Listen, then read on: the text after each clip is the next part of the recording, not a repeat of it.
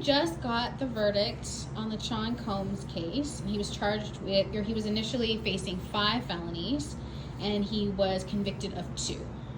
Well, I'm not going to sit here and say justice was served or justice wasn't served. I think you have to understand when you're dealing with juries why sometimes these kind of cases happen as they do.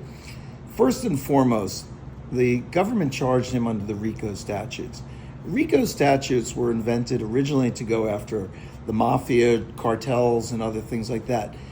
People don't understand what racketeering means. And in their opinion, they're looking for like a guy who's the godfather to the capo regime, and this person is the button man for this guy who then sends out the hitman to do this thing. As it relates to that, or drug cartels, you have people, the mules, the people that do these various things. It's a little more complex when you talk about people who are engaged in otherwise lawful businesses and trying to say, but they're an organized or racketeering type of organization. Juries simply don't get what racketeering is, and they understand that what it was originally designed for was to go after mafia.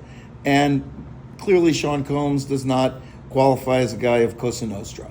So, but I mean, when you get to the point of like sex trafficking, do you get what they were doing? They were incorporating people they can get it.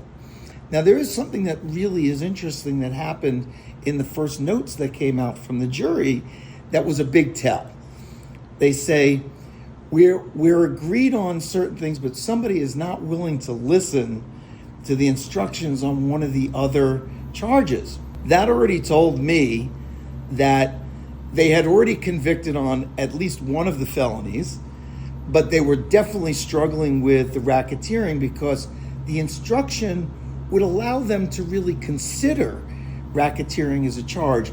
But there is no way, when they've got that note that's out there that saying one juror is not willing to listen to the instructions, there was no way they were going to ever get a conviction on racketeering.